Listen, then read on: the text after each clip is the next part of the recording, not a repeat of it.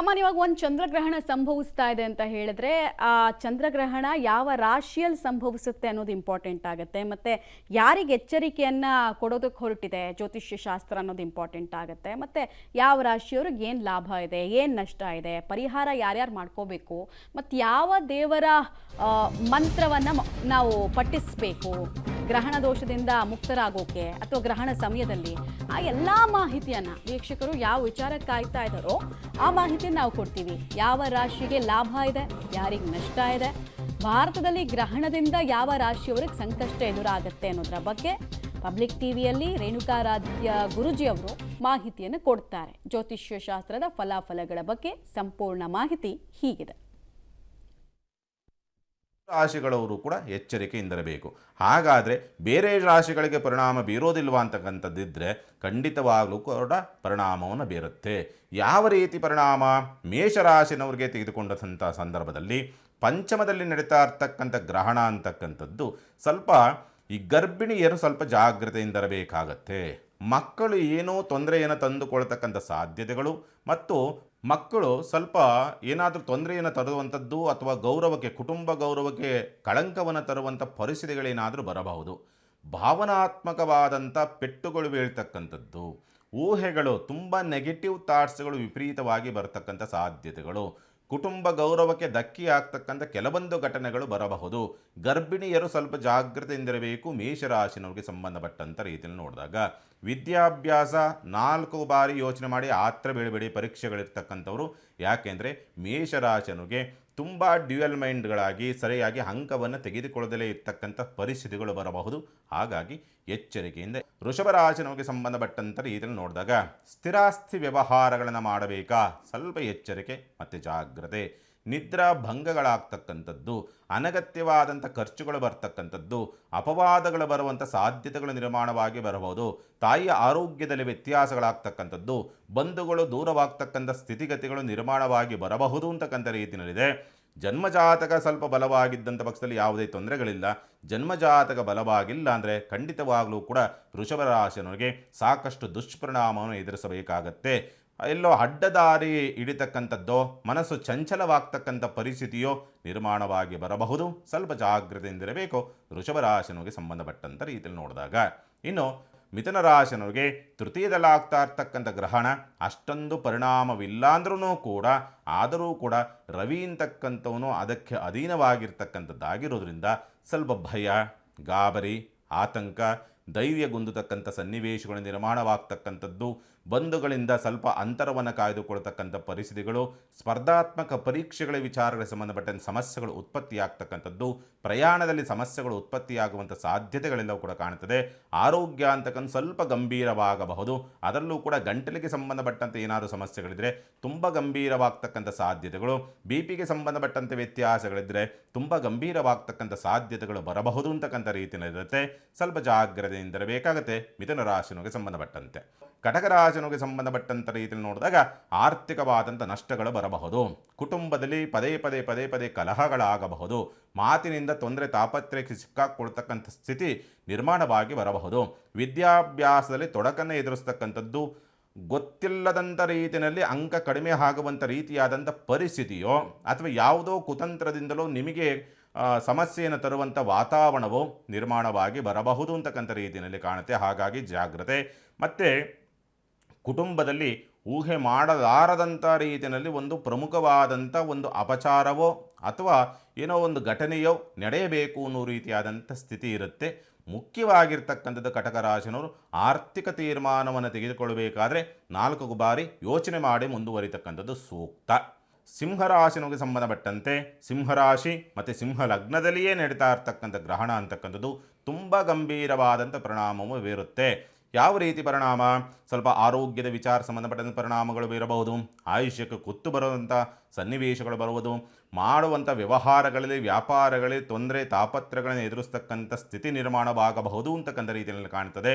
ತಂದೆ ಮಕ್ಕಳಲ್ಲಿ ಸ್ವಲ್ಪ ಕಲಹಗಳು ಜಗಳಗಳು ಜಾಸ್ತಿ ಆಗುವಂಥದ್ದು, ಮಾಟ ಮಂತ್ರ ತಂತ್ರದ ಭೀತಿಗಳು ಎದುರಾಗುವಂಥ ಪರಿಸ್ಥಿತಿಗಳು ಬರುವಂಥ ಸಾಧ್ಯತೆಗಳೆಲ್ಲವೂ ಕೂಡ ಕಾಣುವಂಥದ್ದನ್ನು ಸ್ಪಷ್ಟವಾಗಿ ತೋರಿಸುತ್ತೆ. ಯಾವುದೇ ಪ್ರಯತ್ನಗಳನ್ನು ಮುಖ್ಯ ತೀರ್ಮಾನವನ್ನು ತೆಗೆದುಕೊಳ್ಳಬೇಕು ಅಂದರೆ ಸ್ವಲ್ಪ ಜಾಗ್ರತೆ. ಒಂದು 15-20 ದಿವಸ ಅಥವಾ 1 ತಿಂಗಳು ಯಾವುದೇ ಮುಖ್ಯ ತೀರ್ಮಾನವನ್ನು ತೆಗೆದುಕೊಳ್ಳೋದಕ್ಕೆ ಹೋಗಬೇಡಿ ಸಿಂಹರಾಶಿನವರು. ಈ ಬಾರಿಯ ಚಂದ್ರಗ್ರಹಣ ಅದು ಕೂಡ ಕೆಂಪು ಬಣ್ಣದಲ್ಲಿ ಕಾಣಿಸಿಕೊಳ್ತಾ ಇರುವಂತಹ ರಣರಣ ರಕ್ತ ಚಂದ್ರಗ್ರಹಣ ಯಾವ್ಯಾವ ರಾಶಿಯ ಮೇಲೆ ಯಾವ್ಯಾವ ರೀತಿಯ ಪರಿಣಾಮವನ್ನು ಬೀರುತ್ತೆ ಅಂಥೇಳಿ ಜ್ಯೋತಿಷ್ಯ ಶಾಸ್ತ್ರಜ್ಞರು ಎಕ್ಸ್ಪ್ಲೇನ್ ಮಾಡ್ತಾ ಇದ್ರು. ಅದರ ಮುಂದುವರೆದ ಭಾಗವನ್ನು ನೋಡ್ತಾ ಹೋಗೋಣ. ಕನ್ಯಾ ರಾಶಿನವ್ರಿಗೆ ಸಂಬಂಧಪಟ್ಟಂಥ ರೀತಿಯಲ್ಲಿ ನೋಡಿದಾಗ ಸಾಮಾನ್ಯವಾಗಿ ಕನ್ಯಾ ರಾಶಿನವ್ರಿಗೆ ನಿದ್ರಾ ಭಂಗವಾಗ್ತಕ್ಕಂಥದ್ದು, ಅನಗತ್ಯವಾದಂಥ ಖರ್ಚುಗಳು ಹೆಚ್ಚಾಗಿ ಬರುವಂಥ ಸಾಧ್ಯತೆಗಳು ಬರಬಹುದು.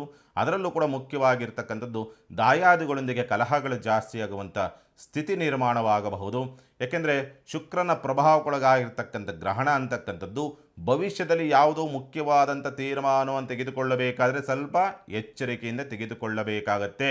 ಏಕೆಂದರೆ ಭವಿಷ್ಯಕ್ಕೆ ಕಳಂಕವಾಗ್ತಕ್ಕಂಥ ಅಥವಾ ಕಂಟಕವಾಗ್ತಕ್ಕಂಥ ಸಮಯವೇನಾದರೂ ಬರಬಹುದು.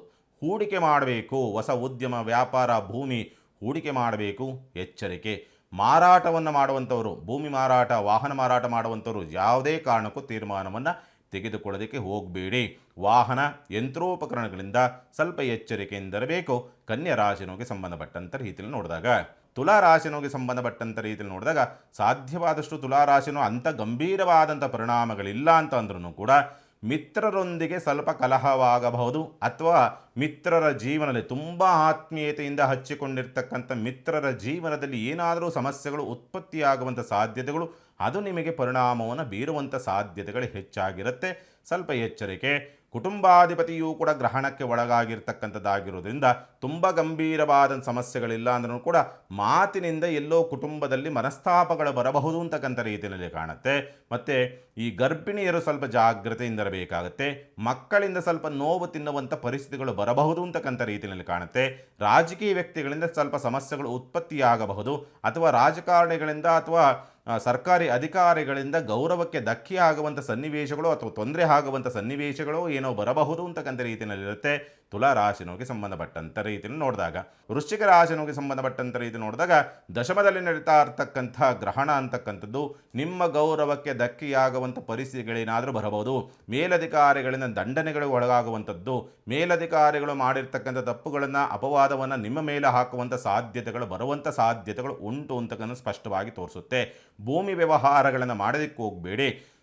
ರಾಷ್ಟ್ರಾಧಿಪತಿಯೇ ಹೋಗಿ ಗ್ರಹಣಕ್ಕೆ ಒಳಗಾಗಿರ್ತಕ್ಕಂಥದ್ದಾಗಿರೋದ್ರಿಂದ ಸ್ವಂತ ಉದ್ಯಮ ವ್ಯಾಪಾರ ವ್ಯವಹಾರವನ್ನು ಮಾಡುವಂಥವ್ರು ಸ್ವಲ್ಪ ಎಚ್ಚರಿಕೆ ಮತ್ತು ಜಾಗ್ರತೆಯಿಂದಿರಬೇಕಾಗತ್ತೆ.